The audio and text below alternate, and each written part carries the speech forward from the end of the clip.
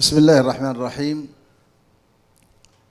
الحمد لله رب العالمين، وأشهد أن لا إله إلا الله وحده لا شريك له، وأشهد أن نبينا محمدًا عبده ورسوله صلوات الله وسلامه عليه وعلى آله وصحبه أجمعين.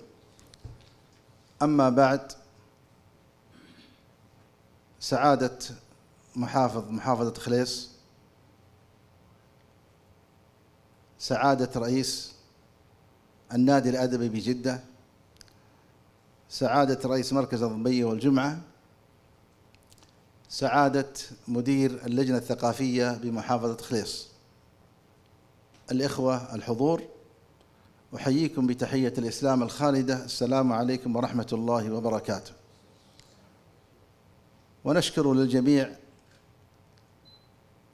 تلبية الدعوة وحضورهم والمشاركة في هذا اللقاء وفي هذه الأمسية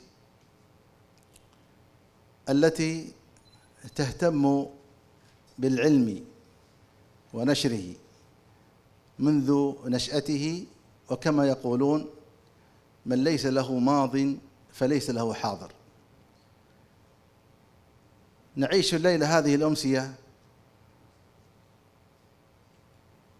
بدراسة ومشاركة من اللجنة الثقافية في محافظة خليص عن نشأة هذا التعليم. ومثلي لا يتحدث عن هذا الموضوع أمام أهل العلم والفضل الذين لهم باع كبير وعلم أكثر من علمي، بل أنني أتكلم أمام من علمني القراءة والكتابة، لكنها مساهمة ومشاركة بالقليل، وأسأل الله عز وجل أن يتقبلها وأن تكون نافعة لي وللسامعين. أيها الإخوة، العلم هو ميراث الأنبياء عليهم الصلاة والسلام، من أخذ به أخذ بحظ وافر، وأهل العلم لهم فضلهم ومكانتهم لأنهم أخشى الناس لله، إنما يخشى الله من عباده العلماء. ويكفي أهل العلم شرفا ونبلا أن الله قرن شهادتهم بشهادته سبحانه وتعالى في أعظم مشهود به، وهو توحيده جل وعلا، فقال: شهد الله أنه لا إله إلا هو والملائكة وأولو العلم قائما بالقسط لا إله إلا هو العزيز الحكيم. وميز بين أهل العلم وبين من سواهم من العباد فقال: قل هل يستوي الذين يعلمون والذين لا يعلمون. وقال سبحانه: يرفع الله الذين آمنوا منكم والذين أوتوا العلم درجات. عليكم السلام ورحمة الله. وقال صلى الله عليه وسلم: من سلك طريقا يلتمس فيه علما سهل الله له به طريقا إلى الجنة. وقال عليه الصلاة والسلام: إن الله وملائكته ليصلون على معلم الناس الخير. ويقول عليه الصلاة والسلام: إن الملائكة لتضع أجنحتها لطالب العلم رضا بما يصنع. وصدق الشاعر حينما قال: ما الفضل إلا لأهل العلم إنهم على الهدى لمن استهدى أدلاء، ووزن كل امرئ ما كان يحسنه والجاهلون لأهل العلم أعداء، ففز بعلم ولا تجهل به أبدا فالناس موتى وأهل العلم أحياء. ويقول الإمام الشافعي رحمه الله: تعلم فليس المرء يولد عالما وليس أخو العلم كمن هو جاهل، وإن كبير القوم لا علم عنده صغير إذا التفت عليه الجحافل، وإن صغير القوم وإن كان عالما كبير إذا ردت إليه المحافل. العلم في بلادنا الحبيبة وانتشاره المملكة العربية السعودية، ظهر أول نظام للتعليم في المملكة بإنشاء مديرية المعارف عام 1344 الهجرة، وتعد بمثابة حجر الأساس لنظام التعليم في المملكة في عهد المؤسس الملك عبد العزيز رحمه الله. وفي عام 1346 صدر قرار تشكيل أول مجلس المعارف، والهدف منه وضع نظام تعليمي يشرف على التعليم في منطقة الحجاز، وكان أول نظام للمدارس عام 1347 الهجرة. ومع قيام المملكة العربية السعودية اتسعت صلاحية مديرية المعارف حتى شملت البلاد. والتعليم في عهد الملك عبد العزيز كان يطلق اسم المدرسة الثانوية على كل المدارس لما فوق المرحلة الابتدائية، إذ لا توجد مرحلة متوسطة حينذاك. والتعليم الثانوي لم يقتصر على التعليم الحكومي فحسب، بل وجد في بعض مدارس التعليم الأهلي، ومن أمثلتها المدرسة الصولتية، ومدرسة دار العلوم الدينية، ومدارس الفلاح في الحجاز. وفي عام 1373 للهجرة تم إنشاء وزارة المعارف، وكان الملك فهد بن عبد العزيز رحمه الله أول وزير لها. وفي عام 1379 للهجرة تم إنشاء الرئاسة العامة لتعليم البنات.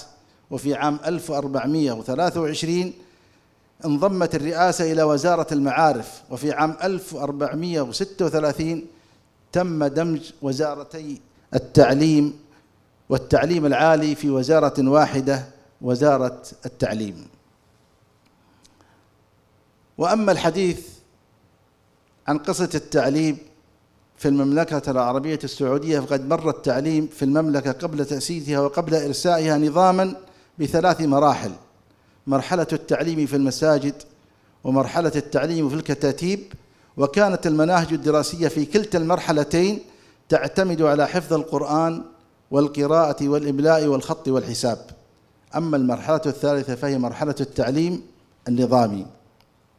وكان التعليم قديماً كانت المدارس أقرب إلى مجالس العلم المصغرة، حيث كان التعليم يعتمد بشكل رئيسي على التلقين والحفظ. المعلم كان هو المصدر الأساسي للمعلومات، ولم تكن هناك مناهج ثابتة ومتخصصة، فالذي يتولى التدريس هم العلماء وكبار السن. ومحافظة خليص بكل مراكزها جزء من هذه المنظومة مر بها علماء، كونها تقع بين مكة والمدينة، فيمرون بها أحيانا لإلقاء وتفقيه الناس، واستفاد منهم أناس كثر، حيث بدأ التعليم في المسجد في هذا المركز المبارك. بدأ التعليم في هذا المسجد الذي بناه الشيخ حميد بن بريك رحمه الله. وهذا الرجل لو تكلمنا عنه في أمسية كاملة لم نوفيه حقه، وسبب اجتماعنا هذه الليلة هي بركة عمل من أعمال ذلك الرجل رحمه الله تعالى. يذكر أنه بدأ شيخا يعلم الدارسين القرآن، اسمه وكنيته أبو قايع المزمومي. وهذا الرجل كان يعلمهم القرآن والقراءة، واستفاد منهم أناس كان بسببهم نشر العلم في هذا المركز. وكان منهم الشيخ علي بن رومي رحمه الله. يقول أحد كبار السن: كان هذا الشيخ الذي يعلم أجرته 8 من الحب يوم الخميس، وعندما يختم الطالب الدارس القرآن، يعني يقرأ القرآن من بدايته إلى نهايته، كان يأخذ مبلغا 30 ريالا. وكان حفل التخرج في ذلك الوقت أن الذي يختم القرآن يجتمع مع زملائه، ثم يدورون على جيرانهم ويبشرونهم بختم القرآن، وكل صاحب بيت يعطيهم ما تيسر من الحب. وفي النهاية يجتمعون جميعا على ما تيسر، وهذا هو حفل التخرج في ذلك الوقت. استفاد من هؤلاء الشيخ علي بن رومي رحمه الله، والشيخ عبد الله بن حميد القريقري، والشيخ عبد الكريم بن حضيض الجبرتي، والشيخ عوض بن منعم البيني. هؤلاء رحمه الله كان لهم دور كبير في الإمامة والخطابة في ديارهم وفي قراهم. أما الناس طيلة حياتهم وهم يؤمون الناس بسبب ذلك التعليم في ذلك المسجد. أما الشيخ علي بن رومي رحمه الله فكان فقيها،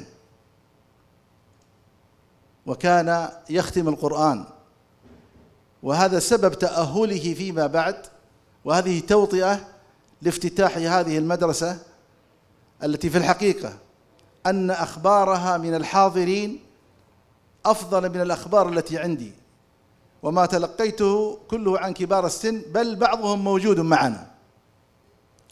هذه المدرسة عرضت على شيخ القرية الشيخ حميد بن بريك رحمه الله، واستقبلها ووافق عليها هو ومن معه من جماعته، فبادر وهيأ جميع الظروف الملائمة لتأسيس هذه المدرسة. كانت هناك عدة ظروف ساهمت وساعدت على نجاح تأسيس هذه المدرسة. أولها أن الملك عبد العزيز رحمه الله في وقته كان يبعث وينشر التعليم، ويريدون أن يفتتحون المدارس في كل أنحاء المملكة العربية السعودية، ومن ضمنها هذه الأماكن. الأمر الثاني أنها وجدت رجلا محب للخير، الشيخ حميد بن بريك، كل من يعرفه رجل كرم ووفاء وشجاعة وحب للناس وحب للخير، فوافق على هذه المدرسة وقام بإنشائها، وقام بكل ما يلزم لافتتاحها، وبدأت وذلك في عام 1372 للهجرة. ما قبلها ما بين 1365 إلى 1370 تقريبا هم يدرسون في هذا المسجد، وكان له إمام اسمه محمد بن خليفة يؤم الناس ويصلي بهم الجمعة. كما قلت، حديثنا عن هذه المدرسة كما علمت أن هناك مداخلات من الذين درسوا بها وأسسوها، لعلنا ننتفع بها بإذن الله تعالى. أول مدير لها كما علمت اسمه الأستاذ عبد الله بن بقيران الهندي، تعين مديرا لها، وعين معلما الشيخ علي بن رومي رحمه الله معلما في هذه المدرسة بعد مقابلة اختبار استطاع أن ينجح في هذا الاختبار. ولكن من الشيء العجيب أنه معلما في المدرسة وطالبا في نفس الوقت، معلما وطالبا في نفس الوقت، معلما لأنه مؤهل للتعليم من خلال دراسته في المسجد، وطالبا للحصول على الشهادة النظامية من هذه المدرسة، واختبر مثله مثل بقية الطلاب في نهاية المرحلة الابتدائية. بعد مضي عام عين مديرا لهذه المدرسة، وانتقل كما علمت الأستاذ عبد الله بن بقيران إلى مركز مستورة أو خليص أو إلى خليص، هذه معلومة من الحاضرين. طبعا كان يشرف على التعليم الأستاذ سليمان بن سليم مسؤول التعليم في رابغ، وهي في البداية كما علمت أنها 3 مدارس أتت لأمير رابغ، مدرسة في رابغ، ومدرسة في ثول، ومدرسة كانت من نصيب أهل هذه الديار. ومن المعلمين يذكرون معلم اسمه حامد شريق الكنيدري، ومعلم اسمه مبارك بن عودة العوفي، إن كانوا أحياء فنسأل الله أن يمتعهم بالصحة والعافية، وإن ماتوا فنسأل الله أن يغفر لهم ويجزيهم خير الجزاء. هذه مشاركة أعتبرها مع معلومات الحاضرين، معلمين ودكاترة وأساتذة وأهل خبرة ومعرفة. أسأل الله عز وجل أن يجزيكم خير الجزاء على حسن الاستماع، وأعتذر شديد الاعتذار منكم جميعا ومن معلمي خاصة. وصلى الله وسلم على نبينا محمد وعلى آله وصحبه أجمعين.